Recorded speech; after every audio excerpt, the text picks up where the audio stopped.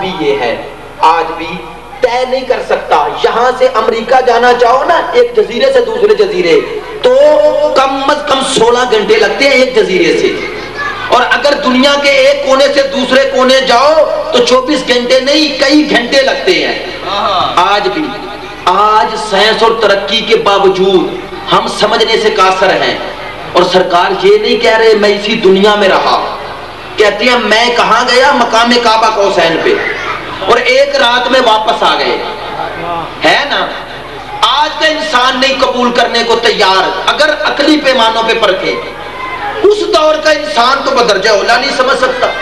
جو اونٹ پہ چند 100 میل کا فاصلہ کئی دنوں میں طے کرتے تھے، چند 100 میل کا فاصلہ، وہ کیسے قبول کریں؟ لیکن اللہ نے کہا پھر بھی ان کو سنا. سوال کیا کیوں سنا؟ یہ ہے قرآن اور یہ ہے مقام پیغمبر. اللہ نے کہا میرا حبیب ان کو بتا دے میں ایک رات میں مقام کعبہ قوسین پر گیا. یہ راز تب کھلا جب 1400 سال کے بعد آج کے انسان نے چاند پہ قدم رکھا. چاند پہ قدم رکھا، اللہ نے تمہارا سر فخر سے بلند کیا ہے.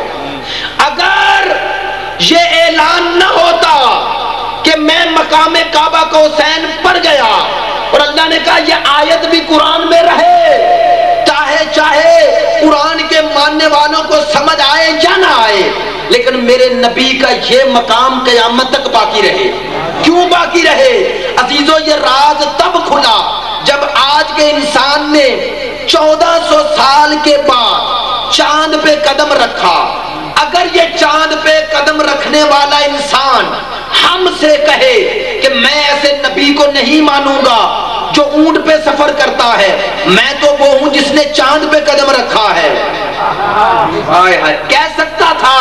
اللہ نے کہا جب بھی کوئی انسان چاند پہ قدم رکھ کے میری نبی کی امت کو چیلنج کرے گا کہ میں اس کو نبی کیسے مانوں جو اونٹ پہ سفر کرتا ہے، جو عرب کے صحراؤں میں سفر کرتا ہے، میں تو وہ ہوں جو چاند پہ قدم رکھ رہا ہوں، تو تم اس کی آنکھوں میں آنکھیں ڈال کے کہہ سکو کہ تم 1400 سال کے بعد جہاں پہنچے ہو ہمارا نبی تو یہ سفر ایک رات میں طے کر گیا ہے. اللہ اکبر. تو ایک جملہ کہوں کہ انسانوں کی 1400 سال کی ترقی کا نتیجہ چاند پر پہنچنا ہے. یہ ایک انسان تو نہیں نہ پہنچا، انسان ترقی کرتے رہے، اپنی ترقی آگے والوں کو دیتے رہے. اس نے اس سے آگے ترقی کی، اس نے اس سے آگے سوچا. تو یہ 1400 سال کا سفر تھا نا جو چاند پر پہنچا.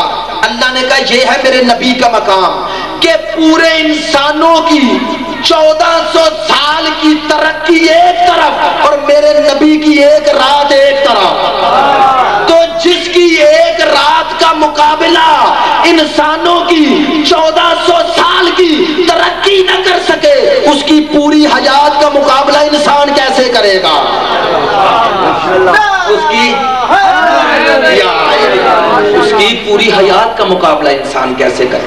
اور جو بلندیوں کے اس مرتبے پر پہنچا، بتاؤ اللہ جو کلام اس پر نازل کرے گا اس کلام کا کیا مقام ہوگا؟ جتنا متکلم بلند اتنا کلام بلند، اور جتنا کلام بلند اس کلام کو جس پر نازل کیا وہ بھی اتنا ہی بلند ہوگا.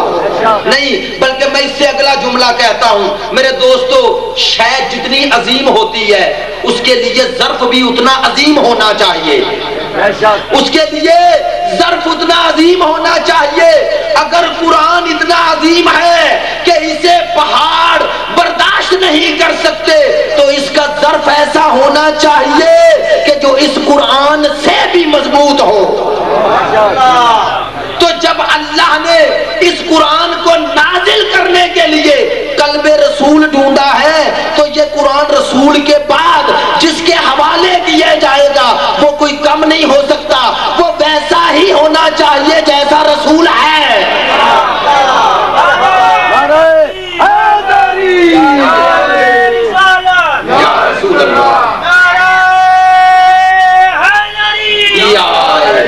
اب آخری جملہ اور آپ کی زحمت ختم کر رہا ہوں. معصوم کا ایک فرمان اس سے ایک اقتباس لے رہا ہوں. معصوم فرماتے ہیں ان اللہ تبارک و تعالی نزل القرآن علی اربع، اللہ نے قرآن کو 4 صورتوں میں نازل کیا ہے، العبارہ والاشارہ واللطائف والحقائق۔ توجہ فرماتے ہیں قرآن 4 شکلوں میں نازل ہوا، عبارات ہیں، اشارات ہیں، لطائف ہیں، حقائق ہیں۔ معصوم فرماتے ہیں العبارہ للعوام، عبارات عوام کے لیے ہیں، اشارات خواص کے لیے ہیں۔ یہ قرآن کی جو عبارتیں ہیں یہ عوام کے لیے ہیں، جو ان سے آگے قدم بڑھاتا ہے اس کے لیے پھر اس میں اشارے ہیں۔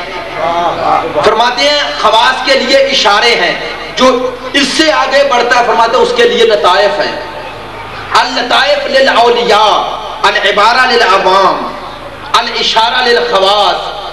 اللطائف للاولیاء فرماتے ہیں اس میں جو لطائف ہیں وہ اولیاء کے لیے ہیں، ولیان خدا کے لیے ہیں، اولیاء خدا کے لیے ہیں۔ اور فرماتے ہیں الحقائق للانبیاء، اور اس میں جو حقائق ہیں وہ انبیاء کے لیے ہیں۔ اب توجہ فرمائیں، قرآن اب ان 4 چیزوں پر مشتمل ہے، عبارات پر، اشارات پر، لطائف پر، حقائق پر۔ وہ حقائق جو قلب پیغمبر پہ نازل ہوئے، توجہ، آیا وہ حقائق پیغمبر ساتھ لے گئے؟ معصوم سے جب کسی نے پوچھا مولا یہ جو حقائق قلب رسول پر آئے یہ حقائق رسول کے بعد کسے ملے؟ کہا پہلے یہ سمجھو کہ وہ حقائق تھے کیا۔ اس حقائق کی ایک جھلک اللہ نے قرآن میں بتائی، فرمایا کتاب کے 2 وجود ہیں، ایک تدوینی وجود ہے، لکھا ہوا مدون مکتوبی وجود، اور فرماتے ہیں ایک تکوینی وجود ہے، تکوینی جو کائنات میں تصرف کیا جاتا ہے۔ اب سمجھو کتاب کے 2 معنی ہیں، تدوینی، تکوینی۔ فرمایا وہ حقائق ہیں جن کے ذریعے انبیاء اس کائنات میں تصرف کرتے ہیں۔ اللہ نے ان حقائق کا بعض جگہ ذکر کیا، مثلا حضرت سلیمان نبی کے دربار میں جو آصف بن برخیہ نے پلک جپک میں اس تخت بلقیس کو لایا تو کیا کہا؟ اللہ نے کیا کہا؟ قال الذی عندہ علم من الکتاب، اس کے پاس کتاب میں سے علم تھا۔ ظاہر ہے وہ علم الفاظ نہیں، وہ علم حقائق ہیں۔ چونکہ الفاظ کبھی اثر نہیں کرتے، اثر حقائق کرتے ہیں۔ میں 100 دفعہ لفظ پانی کہوں تو میری پیاس نہیں بجھے گی، پیاس کب بجھے گی؟ وہ خارج میں جو حقیقت پانی کی ہے جب وہ میرے وجود کا حصہ بنے گی۔ میری بات کو سمجھیے گا، آخری جملے ہیں، جب وہ حقیقت میرے وجود کا حصہ بنے گی۔ سمجھیے قرآن کیا ہے؟ خدا فرماتا ہے کہ آصف بن برخیہ نے 750 میل سے اس تخت بلقیس کو پلک جپک میں لایا۔ کیسے لایا؟ اللہ کہتا ہے قال الذی عندہ علم من الکتاب، اس کے پاس کتاب میں سے علم تھا۔ تو جس کے پاس کتاب میں سے علم ہے اس کی قدرت یہ ہے، اور جس کے بارے میں خود خدا کہے یقول الذین کفروا لست مرسلا قل کفی باللہ شہیدا بینی و بینکم ومن عندہ علم الکتاب، اس کے پاس علم من الکتاب اور اس کے پاس علم الکتاب، اس کے پاس کتاب میں سے علم ہے اور اس کے پاس پوری کتاب کا علم ہے۔ اب خود سمجھو، جس کے پاس کتاب میں سے علم ہے وہ 750 میل کا فاصلہ پلک جپک میں کر سکتا ہے، اور جس کے پاس کل قرآن کا علم ہے۔ یہی وجہ ہے کہ معصومین نے فرمایا کہ جب ہمارا آخری آئے گا اس کے پاس حقائق قرآن کا بھی علم ہے۔ وہ کعبے کی دیوار سے ٹیک لگا کے آخری محمد جب اعلان کرے گا، جہاں پر مومن اس کی آواز سنے گا دل میں خیال کرے گا کاش میں بھی امام کی خدمت میں ہوتا۔